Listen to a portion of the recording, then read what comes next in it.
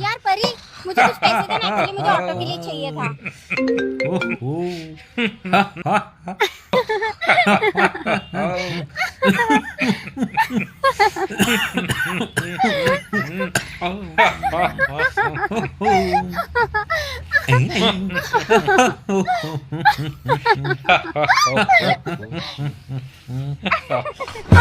देखिए मैं कितना कम जाती।